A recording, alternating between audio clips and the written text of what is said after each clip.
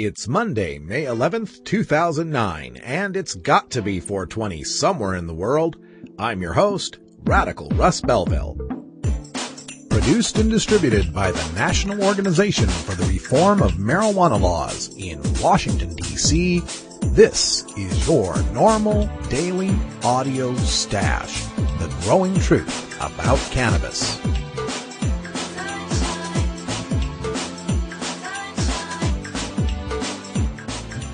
Welcome to the most popular podcast regarding marijuana in all of America and all the world, featuring interviews with scientists, politicians, doctors, prohibition policy activists, regular cannabis consumers, musicians, and NORML staff and NORML's board of directors, along with music and comedy no other podcast can offer.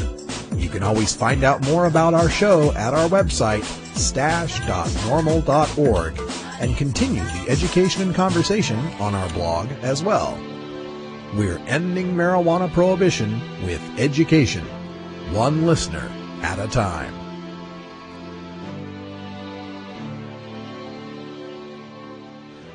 The podcasting and blogging technology for the NORML Daily Audio Stash is provided by Red Aphid Interactive Media.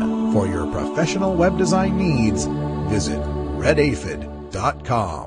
Good day, Stashers, and welcome to the podcast. I've just returned from the northwest tip of Oregon, the city of Astoria, or as some of you may know it, the city where they filmed The Goonies and Kindergarten Cop, if you're into movie trivia. Anyway, returned from the coast, had a great time up there at Fort Stevens State Park, bicycling around in nature among the dunes. It was a really good time, and glad to be back here to produce the podcast. Now, unfortunately, I have a little bit of bad news, and I'm hoping you'll all join with me in supporting our founder, Keith Stroup, who over the weekend injured his left hand pretty seriously and is recuperating now at his home. Doing okay. It's just he's in a lot of pain, and well, I just thought it'd be nice if the people out there in the cannabis community were thinking about him. So if you get a chance, log on to NORML.org and make a donation to NORML in Keith's name, just to let him know you're thinking about him. I think that's something he would really enjoy. Also, I want to give a shout out to 3 specific locations on the planet. First of all, Queensland, Australia. I'm still looking for people in Queensland, Australia, particularly toward the coast, toward the Cairns area, and I hope I pronounced that correctly, all looking to form a NORML Down Under. So give me an email at stash@normal.org. We'll put you in touch with the other Queenslanders that I've been in contact with. Also, want to get some folks from Louisville, Kentucky, Louisville, did I get that right? Louisville, Kentucky, and Duluth, Minnesota. So if you're out there in those areas and you're interested in getting involved with the formation of a new local NORML chapter, send me an email at stash@normal.org. Now, coming up on today's podcast, we've got your hemp headlines, including some terrible news out of Connecticut that we definitely have to address, and women, mothers, who have been charged with child abuse because of exposing their children to marijuana. It's a controversial subject, and I've got a pretty controversial take on it. Also, a commentary from RecordNet online about marijuana prohibitionists and the silly things they say. Some of the same stuff we cover in Reefer Madness. In our first interview segment today, we're going to be speaking with Dr. Frank Lucido from California, who's celebrating 30 years in practice, and he's recognized as an expert in California and medical marijuana, so he'll be talking a little bit about doctors and medical marijuana. In our daily Toker Tunes brought to you by Marijuana Music Awards, we begin what will be a fortnight. That's 2 weeks to those of us here in the United States. A fortnight of winners from the Global Marijuana Music Awards, starting today with the winner for Song of the Year, Rich Hardesty, and All My Friends Are Stoners. Then we're going to reach back into the vaults for our cannabis conversations. I had recently written a post about Big Pharma and the huge markups on psychoactive drugs and how medical marijuana leads people to use less of those drugs, leading to that conspiracy theory about Big Pharma being behind a pot prohibition. So I went back to July of last year. I had a conversation with NORML Deputy Director Paul Armentano on this very subject. I think it's pretty apropos to that post and to that theory as well. So check it out, our discussion on Big Pharma and pot prohibition. We've got less than 4 weeks till the NORML Aspen Legal Seminar. I'm working out the details to get it broadcast on the internet somehow, either through YouTube or maybe through live streaming, so check back often at stash.normal.org. The seminar is the first weekend in June, the 4th, 5th, and 6th, so hope to have something up and running by then. All right, everybody, puff, puff, pass. It's time for your NORML Daily Audio Stash. Hello, I'm Paul Stanford from the Hemp and Cannabis Foundation, or THCF. Medical marijuana is legal in 13 states today, and THCF has clinics in 8 of those states. Our doctors help qualified patients obtain an authorization for medical marijuana in their state. Patients are eligible for medical marijuana with a history of either severe chronic pain and or nausea, cancer, AIDS or HIV, hepatitis, glaucoma, seizure disorders like epilepsy, chronic muscle spasms such as multiple sclerosis or asthma, neurodegenerative diseases such as Alzheimer's, and gastrointestinal disorders like IBS or Crohn's disease. If you or someone you know has one of these conditions, our doctors will help you obtain a permit for medical marijuana. THCF Medical Clinics has offices in Washington State, Oregon, California, Colorado, Hawaii, Nevada, Montana, and now Michigan. Call 1-800-723-0188 or go to the web at hemp.org or 1-800-723-0188.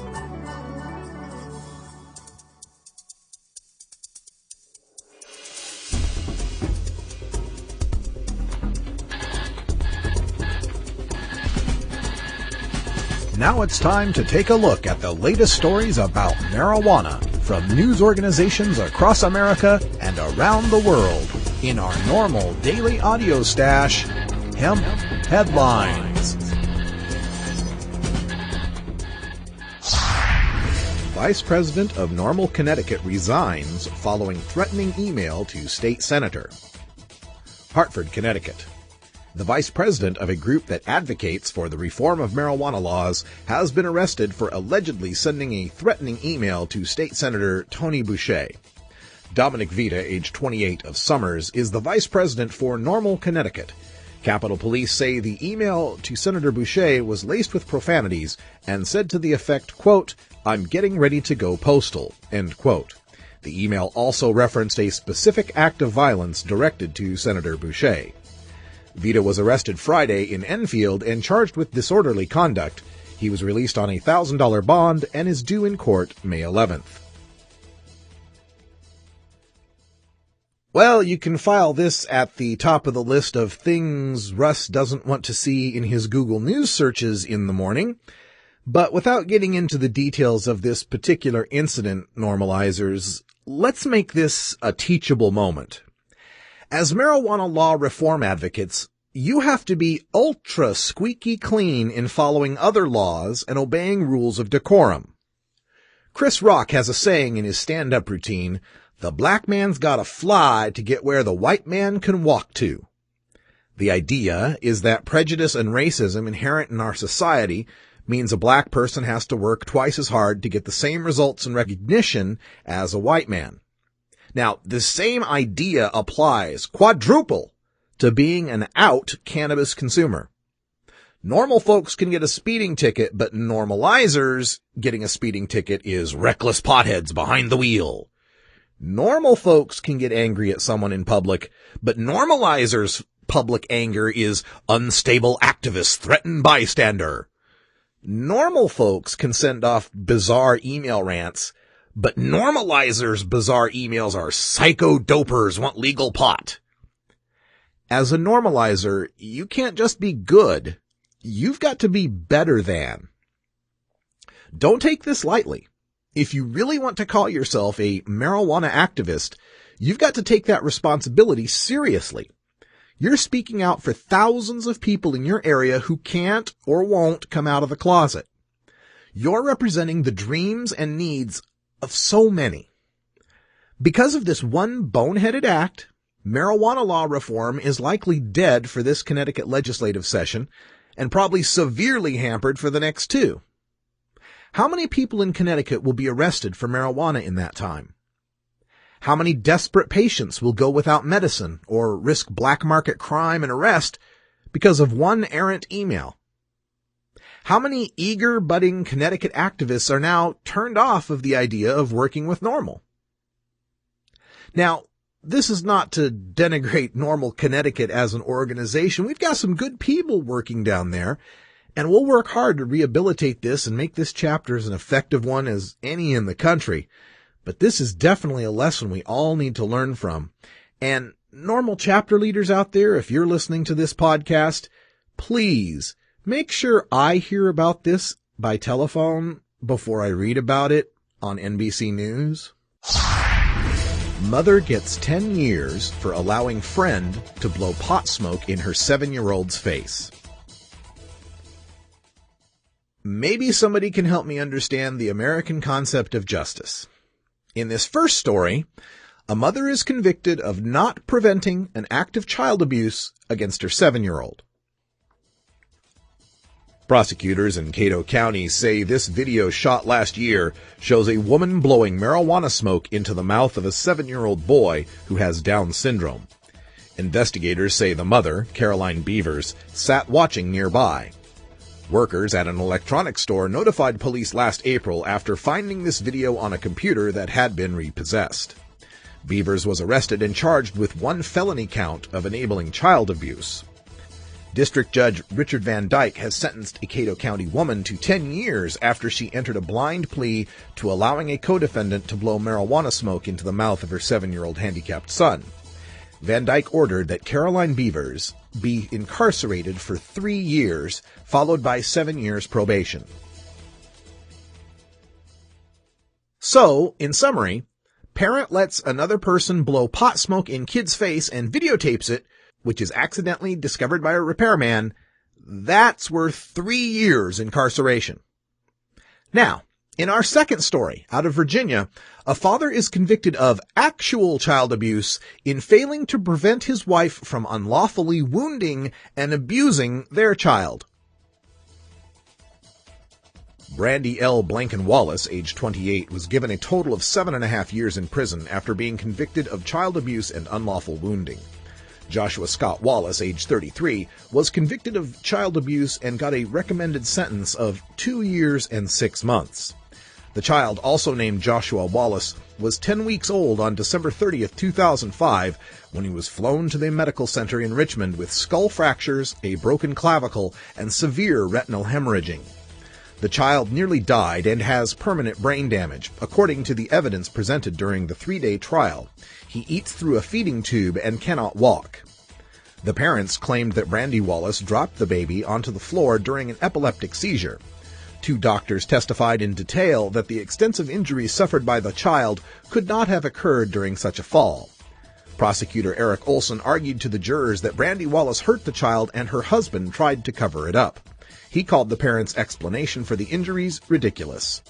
Joshua Wallace was the only defendant to testify. He said that as far as he knew, the baby was fine until he was dropped. So, in summary, a parent lets another person fracture a baby's skull and clavicle, threaten its eyesight, enable permanent brain damage and inability to walk, and require a feeding tube for life, and then tries to cover it up. That's worth 2.5 years of incarceration. I'm not trying to defend the blowing of pot smoke into a kid's face at a pot party. It's certainly not good parenting. Every parent should prevent their children from being exposed to smoke blown in their face. But what is the rationale for such harsh punishment when failing to prevent a child from suffering extensive permanent physical damage gets you 6 months fewer in prison? Would the mother in the first story get 3 years prison and 7 years probation if her friend blew tobacco smoke in the kid's face, which is demonstrably more harmful than cannabis smoke?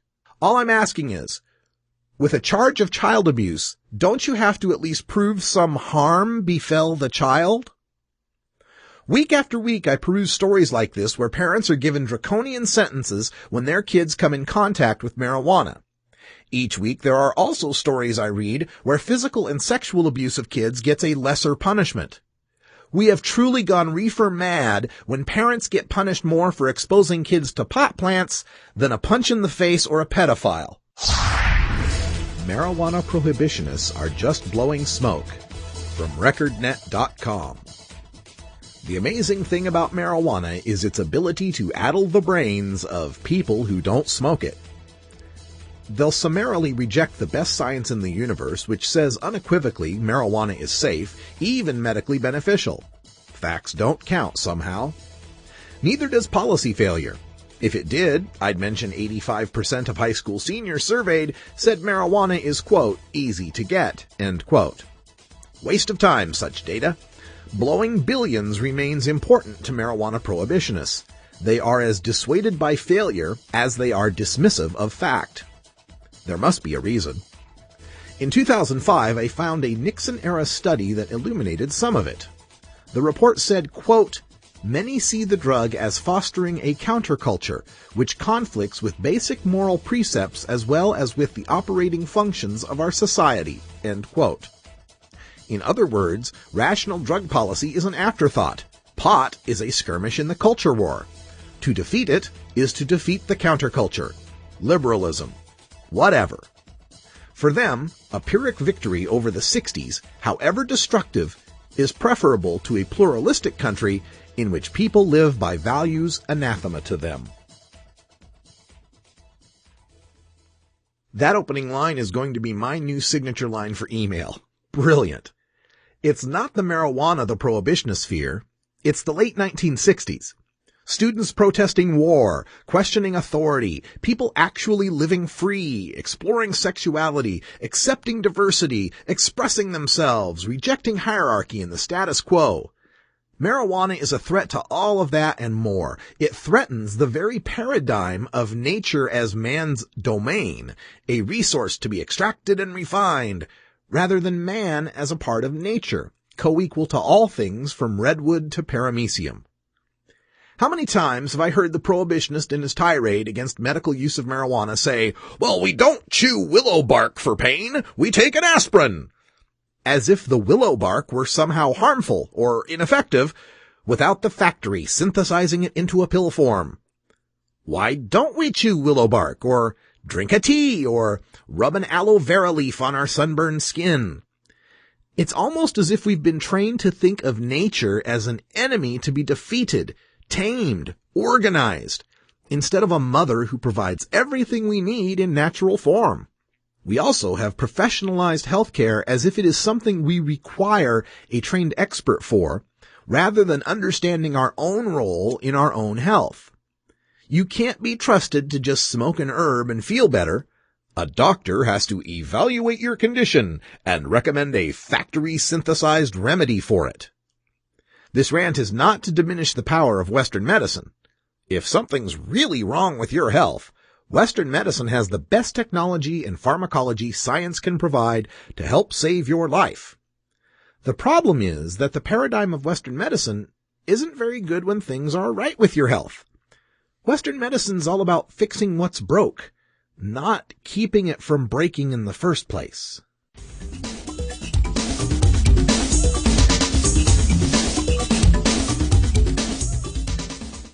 Well, I smoke some marijuana with some people I like, just like everybody does from the East Coast to the West. I didn't even notice the cop on the bike, didn't know I was about to be the 20 millionth marijuana arrest. Should have fought for marijuana law reform, should have gone to the web and typed in norm to the L.org, normal drop the A.org, baby.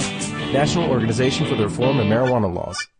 I'm very happy to welcome here to the NORML Daily Audio Stash Dr. Frank Lucido, who's been practicing medicine for up to 30 years now, I believe celebrating your anniversary. Is that right, Dr. Lucido? That's right. All right. And he's practicing down in California and is a renowned expert on medical marijuana in the state. And I thought we'd just bring him here onto the stash to discuss that topic. So welcome, Dr. Lucido. Great. Well, thanks for having me on. First of all, let's get the promotional stuff out of the way, as far as if you have a website or a blog or a book or anything you'd like to tell our listeners about. Yes. I've been practicing in Berkeley, California for 30 years. My website is medicalboardwatch.com or medboardwatch.com. Anyway, they all get you to the same place. It'll get you some of the ones that have my name on it. I have also a blog, and if you go to the website, you'll see a link to the blog, so no sense giving you all what that is. But okay, well, we'll post links to that too on our blog at stash.normal.org, so people can find it pretty easily. I'm just wondering, after you've been working here for 30 years, and you've been in California for the medical marijuana movement since its beginning, have you seen in California a change amongst physicians in understanding medical marijuana a little bit better? I have, to some extent.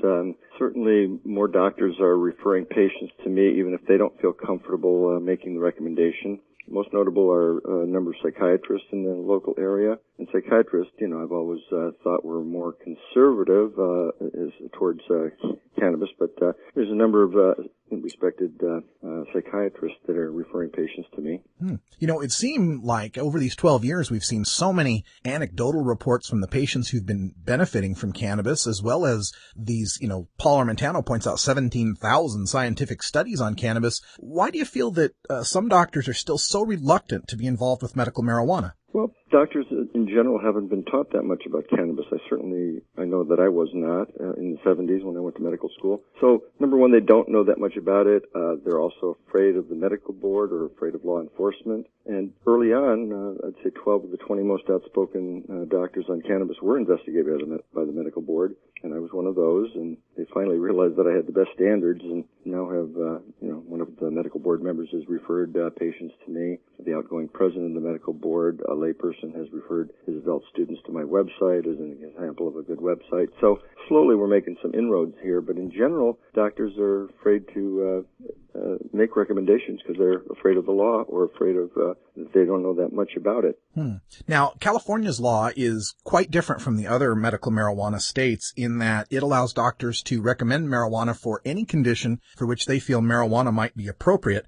The other 12 states have a rather rigorous list of specific conditions for which one can get medical marijuana. What do you think about those laws, and how should the other states maybe try to change those? Well, I like that Dr. Todd Micaria, one of my heroes who helped write the law, insisted on that wording and any other illness for which it provides relief, because it does allow us to use it for the mood disorders. I mean, none of the mood disorders are mentioned, so you couldn't use it for the Vietnam veterans, for PTSD, for women with PTSD, men or women who've been abused.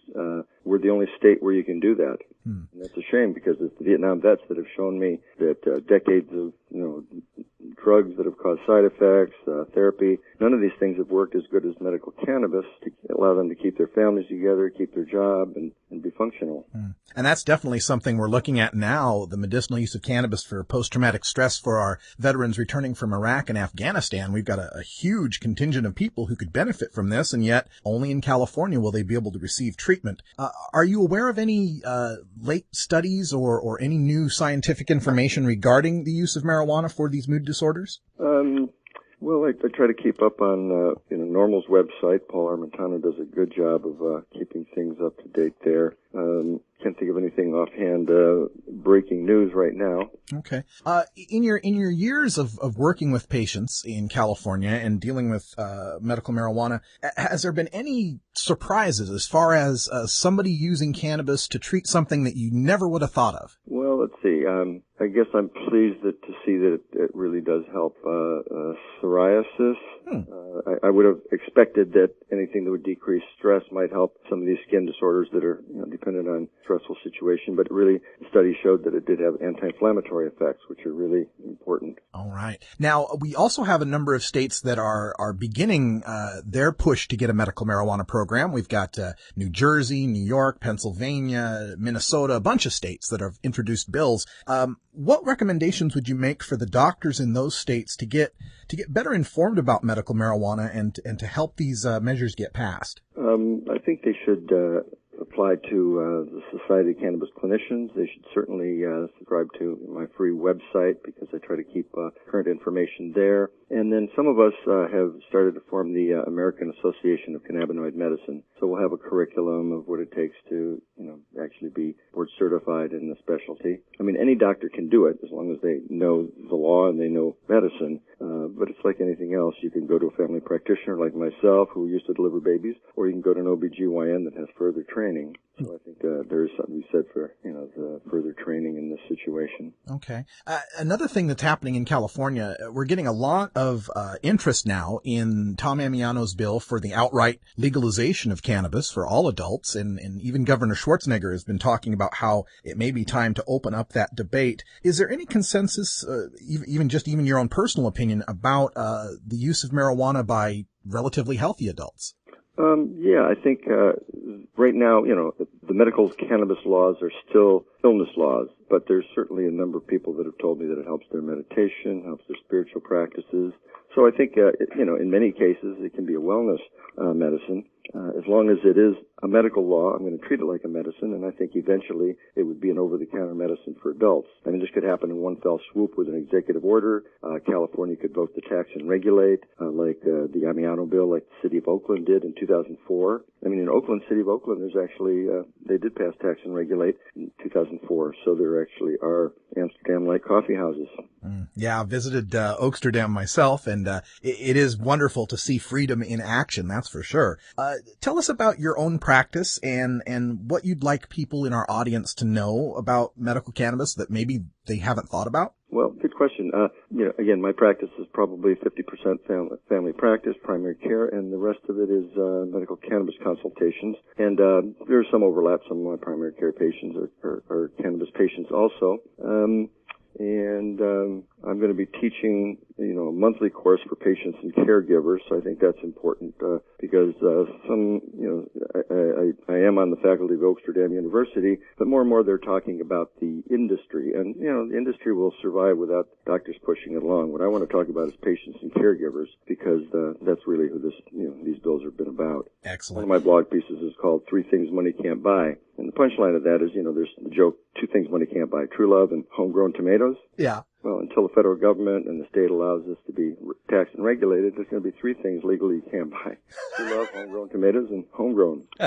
That's right. And the lights you use for the tomatoes might just work for the other too.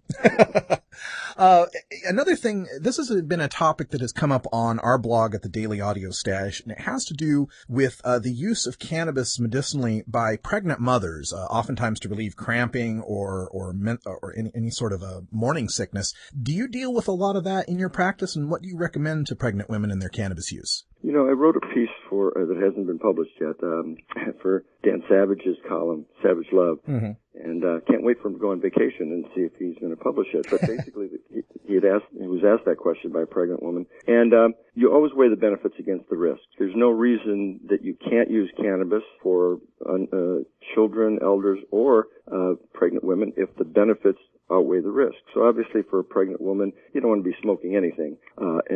But you can use it in vaporizers, and again, the benefit should outweigh the risk. And so the benefit in Pepperemesis gravidarum is that women that have this, the morning sickness, can actually die from it.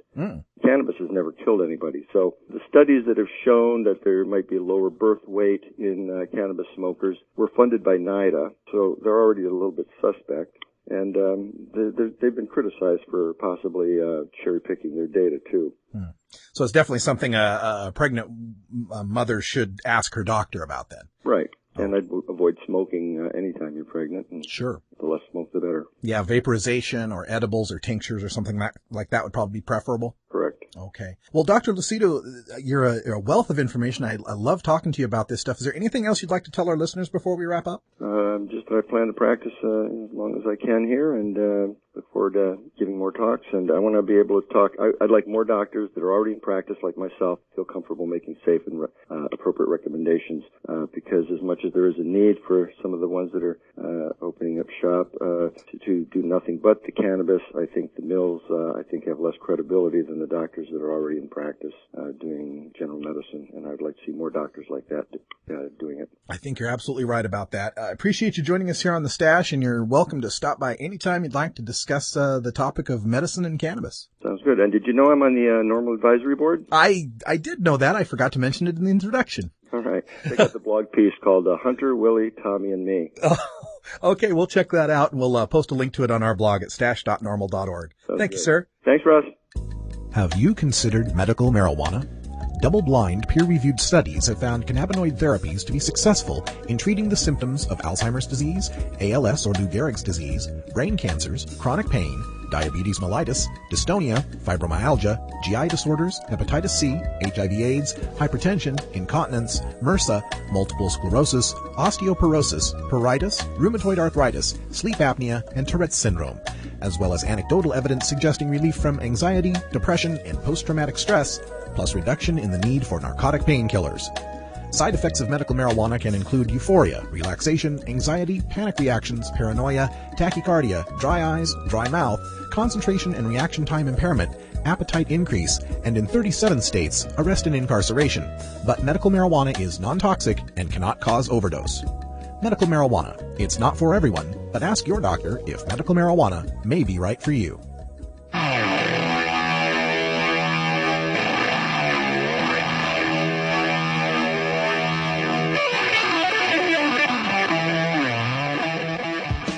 The battle to end adult marijuana prohibition can sometimes seem endlessly frustrating and impossible to overcome. One way we bond as a community and draw strength to continue is by rejuvenating our spirit through art and music. The Marijuana Music Awards exist to recognize those sonic artists in all genres of music who feature a ganja-friendly message to motivate and inspire all the cannabis community. Our daily Toker tunes, brought to you by MarijuanaMusicAwards.com, feature the finest in blues, rock, jazz, hip-hop, rap, reggae, country, bluegrass, and dance music to enhance that 420 feeling and refresh all you stashers for another day on the front lines of the drug war. Enjoy this cut from MarijuanaMusicAwards.com and visit our blog at stash.normal.org to learn how you can vote for your favorites and enter your Toker tunes in the 2009 Marijuana Music Awards.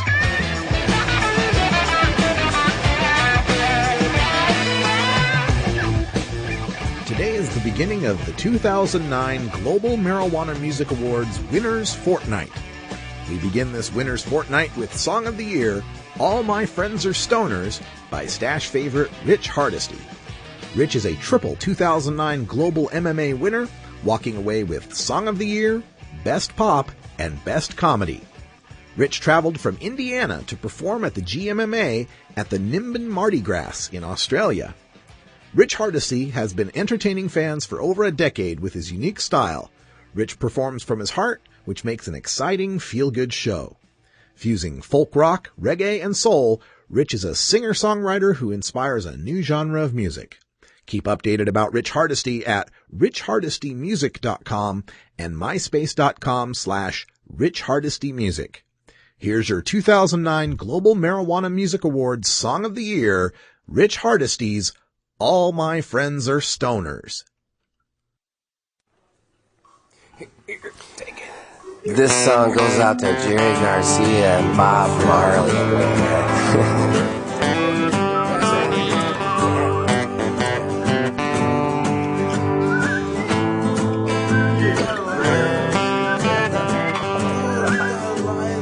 All my friends are stoners, lighting up all of the time.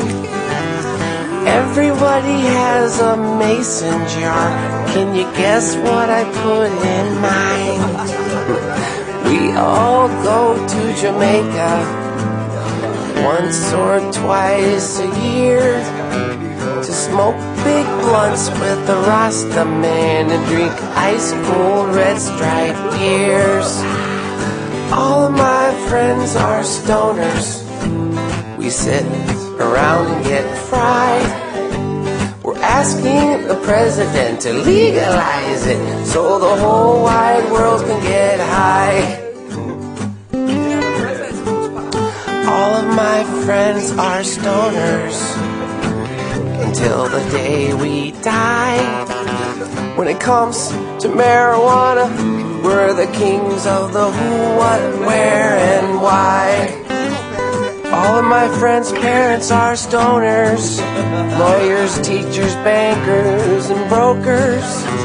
They all have ADD, so they roll up great big jokers. All of my friends are stoners. We sit around and get fried.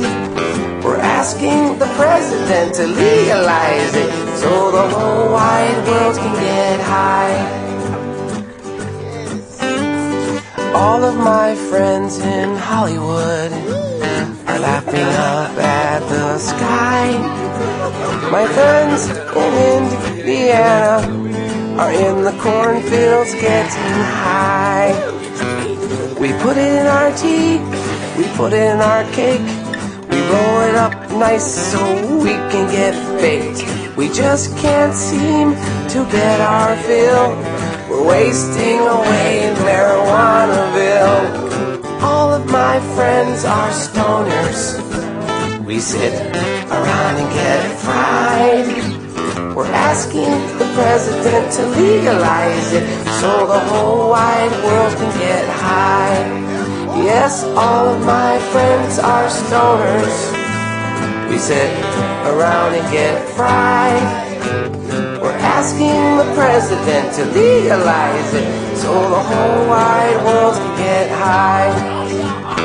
All of my friends are stoners, lighting up all of the time.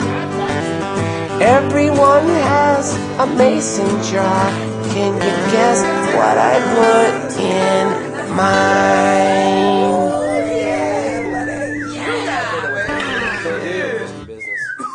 Oh man, shit.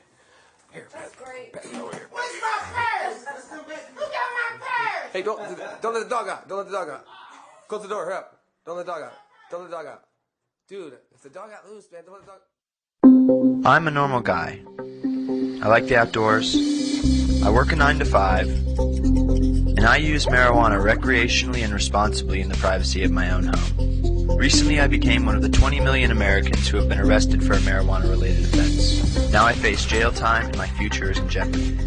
But couldn't police resources have been spent more wisely? After all, 90% of all marijuana-related arrests are for simple possession. Is this normal? Part of what we like to do here at the Daily Audio Stash is to take a look at the lies and prevarications that are propagated by the drug warriors, the prohibitionists, and there's plenty of those. But you know, we also need to be intellectually honest and take a look at some of our own mythology here in the cannabis community. And there's no better person to discuss that than our own Deputy Director of NORML, Paul Armentano, who's joining us by telephone from California. And Paul, welcome back to the Stash. Good to be here, Russ. I saw a post that you had put up, and we talked a couple emails on this about this myth that goes around in the cannabis community. Maybe it's not a myth, but it's a theory, I suppose, that part of the reason why marijuana is illegal is because big pharma, the pharmaceutical companies, wouldn't want to compete with a natural herb, that it would be a big business loss for them. And I thought you had some really good opinions on this. And let's just talk about this a little bit with our listeners. Why do you not think that big pharma is behind pot's prohibition? Well, you know, I don't want to sound like I'm castigating anybody in the marijuana community. I mean, I understand, probably better than most, why individuals have been searching for what they think would be a logical explanation to explain our current prohibition. And the reason individuals come up with various theories, like the idea that perhaps it's the big pharma that is actually behind the curtain controlling and maintaining prohibition, is because our current laws and the government's position on this doesn't make any sense. Yeah. And when a position doesn't make any sense, people then struggle to try and come up with some sort of inventive way to explain or make the irrational rational. So I think it's very logical that some people may assume that one of the reasons marijuana, medical marijuana in particular, remains prohibited in this country is because, in fact, the pharmaceutical industry is lobbying to keep it prohibited. Yeah, and one of the things that I've even been guilty of saying from time to time is that pot's illegal because they can't put a barcode on it or patent it, and, well, that's just not true. Yeah, it actually is not true. If anybody wants to really dig in and do some research on this subject, they will discover that, in fact, the pharmaceutical industry has applied for and received patents on essentially every therapeutic compound that this plant has to offer. They've taken out patents on synthesized versions of the plant's actual cannabinoids. They have taken out compounds on what are known as agonists, synthetic molecules that also bind with the endocannabinoid receptors in the brain. They've even taken out patents on antagonists, agents that could block the endocannabinoid receptors from working. And in fact, there are pharmaceutical companies that have actually taken out patents on the natural occurring cannabinoids themselves. And, your listeners might be surprised to know that, in fact, there are patents that are held on the actual cannabinoids, and they're held, in fact, by the United States government, of all people. Yeah, and of course, there's all the preparations and such that they'll make. I know GW Pharmaceuticals is working on Sativex and some others that, they would actually be benefited by the end of Prohibition because it would be easier for them to get these drugs to market. Well, certainly, that's been my impression for some time. For Big Pharma is not taking out these patents. They're not researching these different properties of marijuana because they're benevolent. They're doing it because they want to someday bring these drugs to market and make a profit on the sale and use of these cannabis-based pharmaceuticals. Now, how is the pharmaceutical industry going to be able to do that? Well, the first thing they're going to need to do is get their cannabis-based medicines approved by a nationally recognized regulatory body. In this country, it would be the FDA. In Canada, it would be Health Canada. In other nations, they have their own regulatory bodies. And in my opinion, it is much more likely that a regulatory body like the FDA or like Health Canada is going to approve cannabis-based medications if we're living in a political and a cultural climate that is accepting of the use of marijuana as a medicine. I think a good example of this, for a good example of this, we just have to look toward England, where just recently Sativex, the oral cannabis spray that you mentioned, made by GW Pharmaceuticals, was rejected by the Drug Regulatory Agency in Great Britain. Now, that same drug has been accepted and approved and is now legally available by prescription in Canada. So you have one government body accepting that the drug is safe and effective. You have another government body rejecting that same drug is safe and effective. And frankly, the only difference I see between the UK and Canada when it comes to this issue is the political and cultural climate surrounding marijuana. In the UK, they are gripped right now in reefer madness. Prime Minister Tony Blair, Home Office Secretary Jackie Smith, we're all aware of the public statements they have made regarding the alleged harms of marijuana and how the government there has taken steps to clamp down on the use of marijuana. Whereas in Canada, Health Canada has taken steps several years ago to actually allow for the distribution and use of medical marijuana. So it is not surprising to me that when Health Canada had an opportunity to approve a cannabis-based product, they did so. It's equally not surprising to me that when England had a chance to do the same thing, they rejected it. Yeah, and the England, the situation there in England too is just most remarkable. I've gone from calling it reefer madness to skunk scaremongering. They have this idea that there's some new deadly skunk out there that's causing all of these problems. We've gone over that on the stash many times. Now on the on this side here about the pharmaceutical companies and the prohibition of marijuana, I can see how many of these companies will be just chomping at the bit to get these patents on various cannabinoid medicines and make a profit that way. What about the theory, though, the part of the theory that says if there's natural plant cannabis available, people will use that in lieu of using things like Prozac or anti-nausea drugs and cause the pharmaceutical industries to lose money that way? It's certainly possible that there will be people that would choose to use marijuana over pharmaceuticals. There's people right now, despite the illegality of marijuana, that make that choice, and we all understand why they do so. But to think that the overwhelming majority of Americans will choose to use cannabis, even in areas where cannabis may be superior to pharmaceuticals, to think that the majority of people will suddenly begin rejecting the use of pharmaceuticals and go back to solely using a legal medicinal herb, in my opinion, is just unrealistic. I mean, the legal availability of echinacea has not derailed the pharmaceutical industry. The fact that literally hundreds of thousands of people in California right now have legal access to medical marijuana and are using marijuana therapeutically has not hurt the bottom line of the pharmaceutical industry. Last time I checked, pharmaceuticals were still sold in the Netherlands. They're still sold in Canada. So I just do not believe that the pharmaceutical industry is in any way afraid that the legal access and use of marijuana will hurt their bottom line. Frankly, I think that the more people become familiar with the medical utility of marijuana, the more likely that a larger segment of the population would then be willing to also try Big Pharma's new cannabis-based medicines when and if they come to market, and the more likely it will be that doctors will be willing to prescribe those medicines when they come to market. Well, it's definitely a future we're looking forward to, a legal regulated market where the scientists can actually look into all these cannabinoid drugs and come up with different formulations, different ratios of THC and CBD and other compounds there. It's definitely a future we're looking forward to.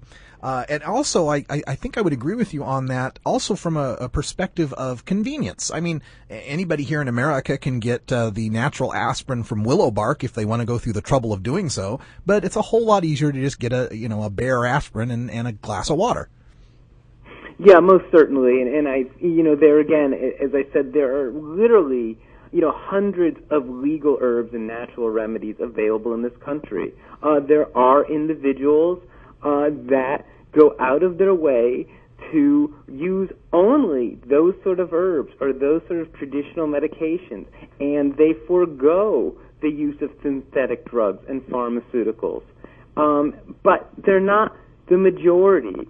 And even in the case of marijuana, were marijuana to be a legal herb, or if we look in areas like California where medical marijuana is legal, while there are obviously a large number of people who then choose to use marijuana medicinally, there are literally far many more people who have no experience with medical marijuana and really show no interest in going down that road. Those individuals are going to continue to be using pharmaceutical medications, whether marijuana is legal or not. And for better or worse, those individuals tend to make up the majority of the population, not just in America, but across the world. That's why the pharmaceutical industry is big pharma. And while I am not necessarily thrilled that they will likely exploit the natural compounds in marijuana, I also do not believe that they are playing a role in suppressing the research or the availability to natural marijuana. Frankly, if it wasn't for the private pharmaceutical industry conducting much of the research over the past decade or so on these synthetic cannabinoids or cannabis agonists, there wouldn't really be very much research for us to be talking about medical marijuana. Well, it's an interesting theory and one we hope that we can test out here in the future with the change of our marijuana laws. And if you'd like to continue the discussion, maybe, folks, maybe you disagree. We do have this posted up at the NORML website, U.S. Government Patents Medical Pot, and we do now have a commenting system available. So if you have comments, you can leave them there, and we can continue the discussion online at norml.org. And Paul, we'll have you back in the future, and we'll take a look at some of these other marijuana myths and these cannabis cannabis theories that come up from time to time, and we'll try to identify who the real culprits are in drug prohibition. Thanks for joining us. Sure, there's certainly many real culprits to go around. We'll have plenty of opportunity to talk about those. Thanks a lot, Paul. Take care, Russ. Thank you for downloading the NORML Daily Audio Stash, the growing truth about cannabis. We are produced by the National Organization for the Reform of Marijuana Laws in Washington, D.C. Our executive producer is Alan St. Pierre. Our deputy director is Paul Armentano. Our webmaster is Brian Judy. And web production is provided by Red Aphid Interactive Media. As always, you can catch up on the latest information about marijuana at www.norml.org. And you can interact and download from our Audio Stash blog at stash.norml.org.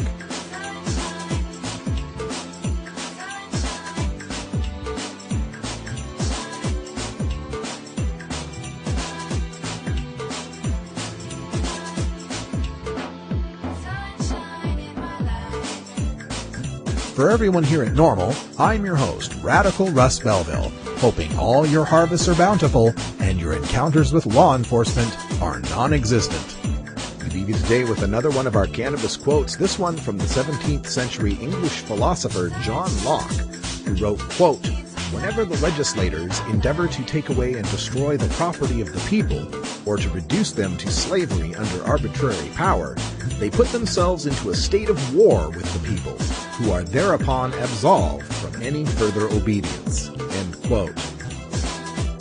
We have a moral responsibility to disobey unjust laws, and there are few things quite as unjust as taking away a man's liberty for using a plant. Also, don't forget Queensland, Australia, Louisville, Kentucky, and Duluth, Minnesota. Tag you're it. We're going to get some NORML chapters formed in your area. And if you're looking for a NORML chapter, just send me an email at stash@norml.org. We'll put you in touch with the ones that exist, or form one if one does not exist in your area. We'll be back tomorrow with more news and interviews you can use for the cannabis community. And until next time, take care of each other, tokers.